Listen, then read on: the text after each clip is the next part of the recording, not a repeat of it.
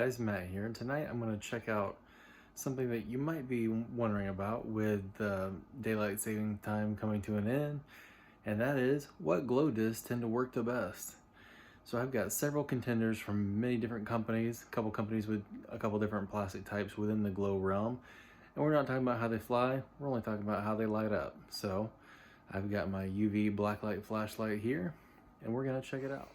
So on the couch here, I've got some options from different companies. We'll start with the MVP brands here. We've got Envy in the original Eclipse plastic. The original that has the Eclipse flight plate, not the Eclipse rim. We have 2.0 Eclipse Reactor here from Dynamic Disc. We've got a classic Glow Moonshine Lucid.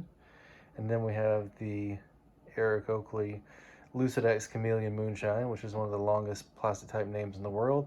If you saw my best color glow plastic from last year, you might have seen that one before.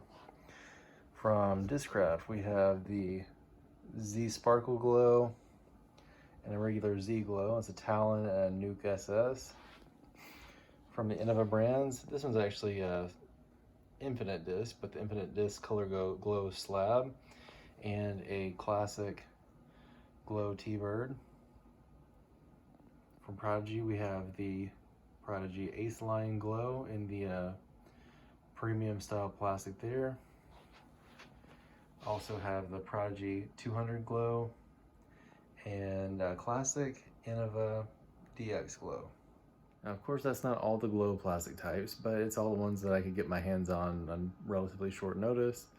I also have a Glow Stego, but I'll just tell you now, the glow plastic that those are in is probably the least bright of any that I've seen. So I didn't bother putting it in this competition. I've given all the discs some just regular ambient light in the room here for about 5 minutes.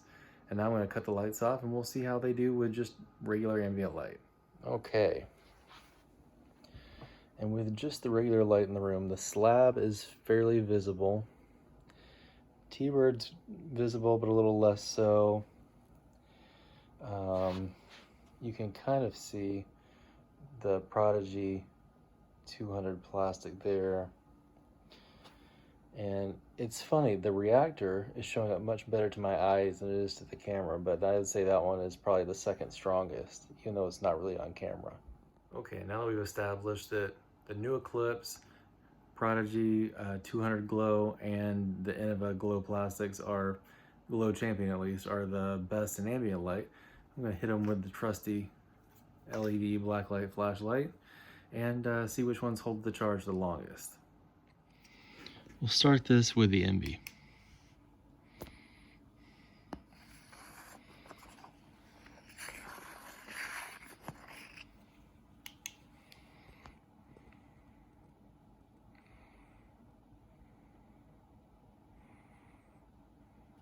Oh, this one's the classic electron, or the classic neutron Eclipse plastic, not the new 2.0 version that's a much brighter blend.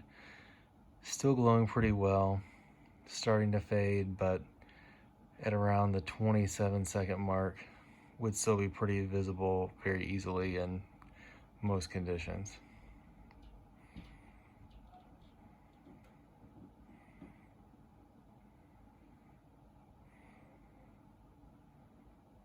Starting to lose some significant color there. And it'll stay right around here at this kind of dull glow for a long time, so I won't hold it on there, but so you got about a minute of bright glow with the original Eclipse plastic.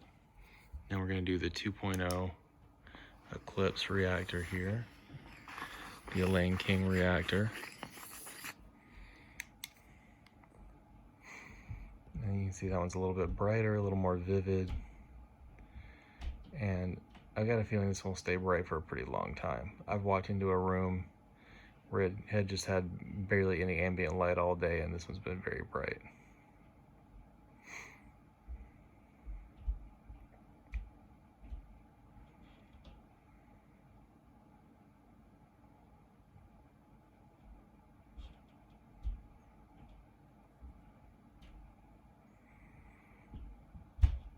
Really cool, we're finally seeing an Elaine King signature disc, 5-time world champion, and still does a lot of really cool things for disc golf.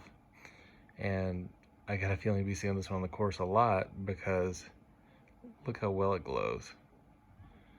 We're almost a full minute in, and it's hardly lost any juice at all.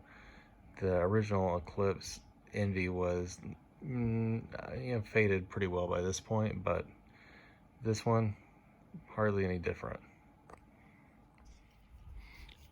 And now we'll do the Moonshine Lucid from Dynamic Disc. Now I throw this one a lot in glow season, but as you can see, the glow is not great. I usually charge this one for much longer than I've been charging the other ones when I throw it on the course, and just at 20 seconds, it's hardly visible. So pretty weak performance overall there. Now we'll check out the Lucid-X Chameleon Moonshine. This is another one I throw a lot on the course, but I also usually charge it much longer than the one full swipe around that I've been doing with these tonight. Eric's face looking much more gruesome than normal. He's usually a pretty good looking dude. Not so much in this one. Needs to get some moisturizer, maybe some acne cream or something there. And as you can see, this one's doing better than the regular Moonshine plastic, but still fading pretty quickly. Right around the 30-second mark, hardly visible at all. You'd be able to find this in the dark woods, but if it got under a street light, then you wouldn't see the glow. You just have to look for the disc. So now move on to our efforts from Discraft. Start with a Sparkle Z-Glo. And that one's actually lighting up pretty well.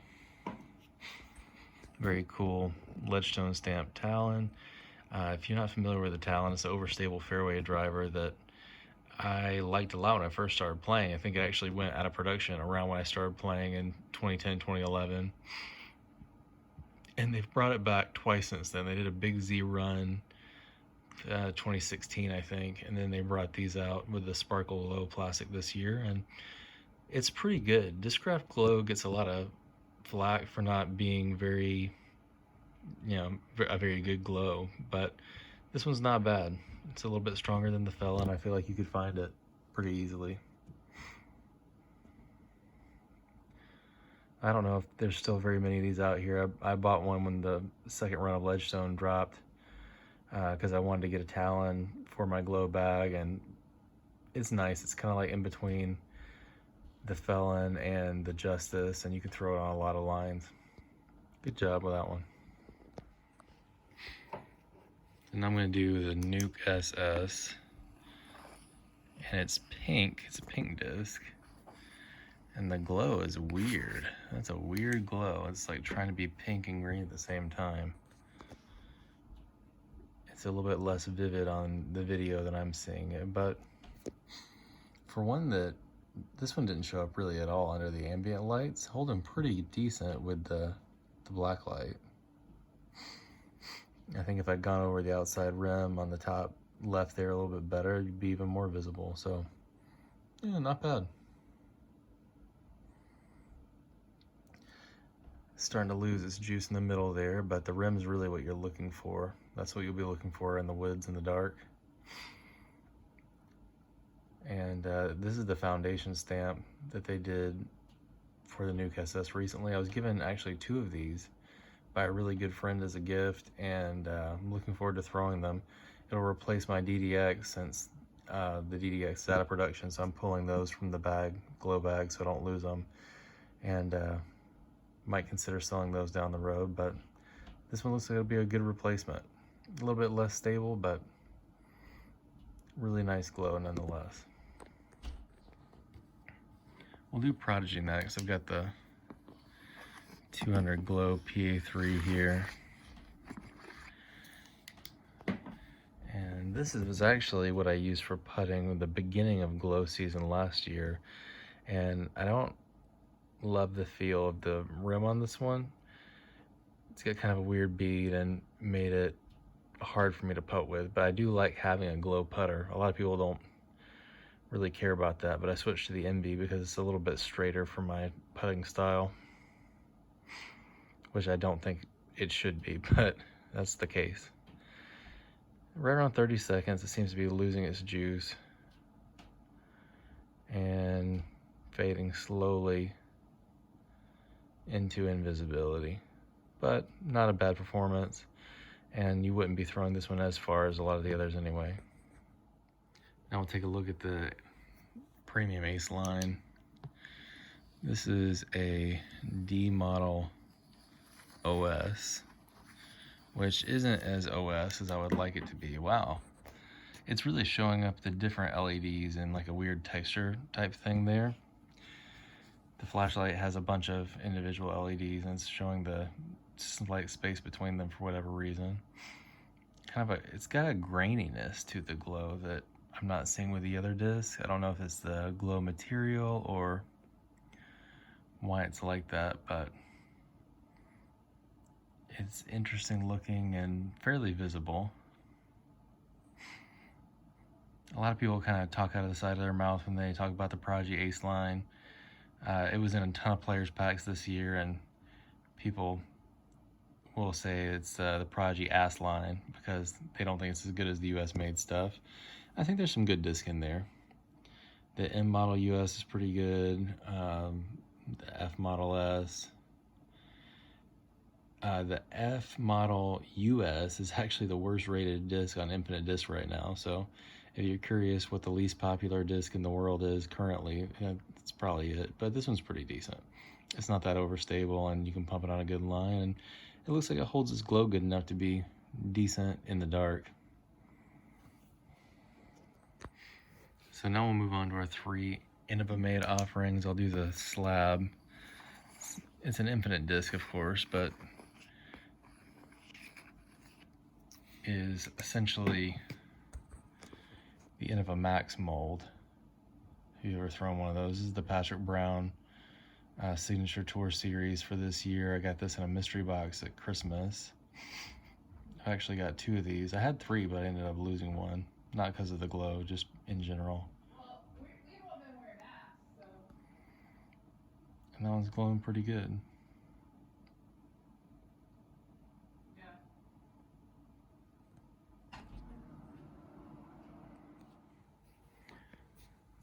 Now taking a look at the Teebird, which is a regular Champion glow. And it's actually a pretty old disc, but it hasn't been thrown hardly at all.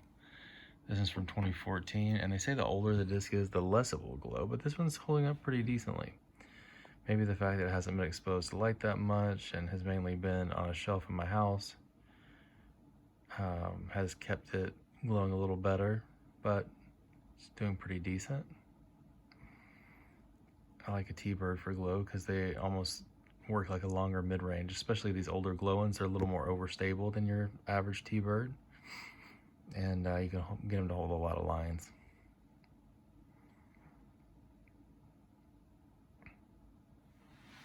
Yeah, so it's definitely a little bit weaker than the new color glow one from earlier this year, but still holding up pretty decently. And the final one will be our Glow DX Roc with the reptilian stamp. They call this one the bigger bird. I believe that one is from 2016 or 17. I can't remember exactly, but good looking stamp. I wish they'd run that one again, actually. And the DX glow does okay. I wouldn't say it's the most robust glow out there, but it's solid. And as you can tell, I've thrown this disc a decent amount. It's my main glow mid-range the last couple of years. I think, as I don't want it to get too beat up, I want to preserve that stamp, that I'll try to use the Reactor as much as possible this year. But definitely have enjoyed using that one, and you get about a solid minute out of it. We're just short of, and it's about to lose visibility. Okay, so I actually have one more entrant, the Launch Disc Golf Cipher, and this one has not been charged. That's just ambient light. I'm doing it in a different room because it's daytime now, and This one is from the UK-based manufacturer, Launch Disc Golf, and according to their owner, Richard Hatton, he's saying that the full color stamp ones that they have available in the UK are even better than the Glow here. So let's give it a charge and see if it gets even brighter.